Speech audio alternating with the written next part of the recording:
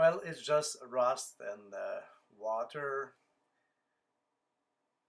Welcome in the greenhouse.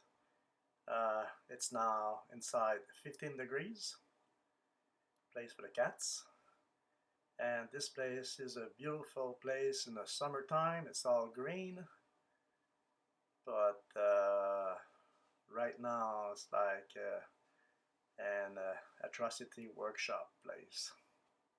Okay, this is the continuation of the bat, electrolysis bat, and this one's a baby bat. And solar panel in place. Small chargers. And it's growing strong. And this is an old key, doing good. And the cans are building up the rust. And more in there, and more in there, the big lock there. Um, Sometimes I get a buzz when I touch it. Okay, the big lock. And many more. And this is the cannonball bucket. There's, I think, 10 cannonball in this. Also, it looks like it's frozen. It is actually. So I'm going to wait a little bit for this one to extract them from the bucket. And then I'm going to put them in a new bat and continue until I'm satisfied with it that they can be waxed. And this is the result so far.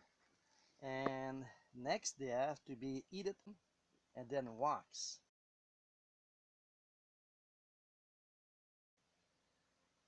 And then cool down, and they be ready to be presenting and to document where those objects came from.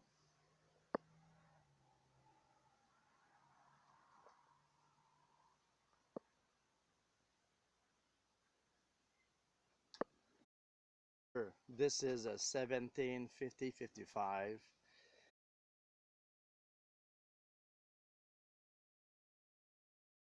This is a trading axe, this one, and this is a double axe, most likely Acadian, this one there. Their object, you people who've been doing that for a while, seen a lot of it from farms. Um, this, I think, is from a wagon carriage that was from the land here. And this pin, it either raw material or wrought iron, or it is a pin for the dike, the big one I found, the dike door. And This is the groove for the pin for the clapet or the valve, and same thing on the other side. it's a lot of work, but it's I like it. I like it. I like what I do.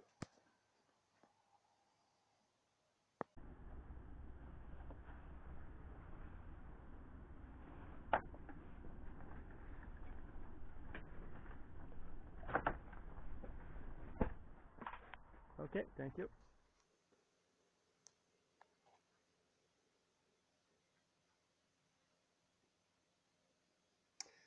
I've learned electrolysis from the internet, and I'm really happy I found this, and it's easy to do for people. And this is what an object look. That's at this example, this is at the beach, and this is what was inside. And this big cocoon could be anything, turned out to be a large pin. But when you find them, that's the state of the object covered with this rust cocoon. So if you just extract it, it will just fall apart over many months. It will just rust and rust and rust, and eventually it will be kicked in the garbage because it's so dirty. And during this process, a lot of stuff was dug behind the barns and down the field here, and I was able to preserve them, stop rusting, and now they're nice to touch. You want the nice to look at too. And this process can be done, it's called electrolysis. It can be done with no chemicals, just a little bit of soap and water and a little computer charger. On the other side, if you find wood, if it was preserved in mud, you're lucky. If it was just laying down the bottom and you try to extract it, this is what will happen. The preservation for wood is, I cannot do that, and I try to leave in place as much as I can.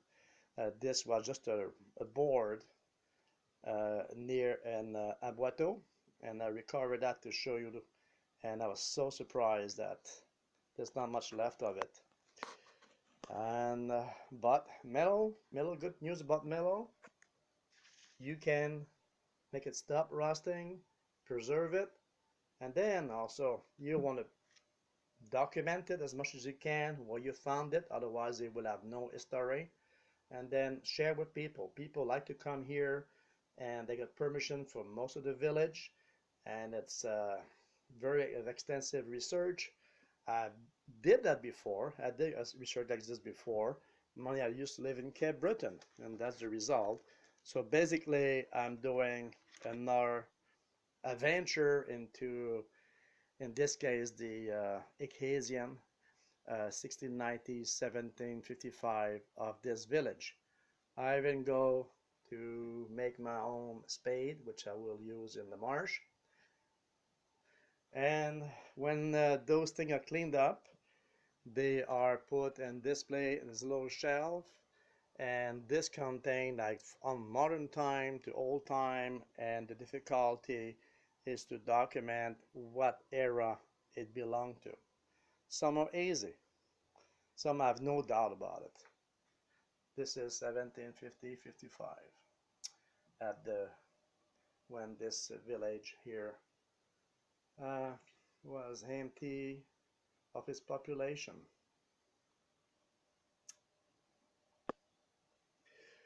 Okay, and to present that to you, it's not a paper shape yet, but I'm doing a pile of documentary, or at least my opinion about the stuff I find on the internet, and present that when they're ready.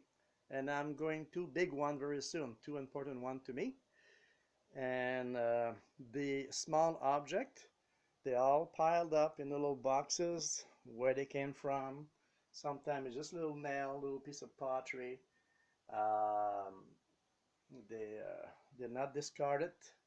I'm very attentive what I do, because I really try to document this place properly and give you eventually a nice little pile of paper like that. And this is what started all here.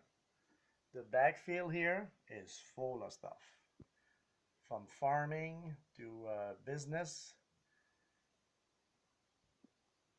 and beyond and beyond.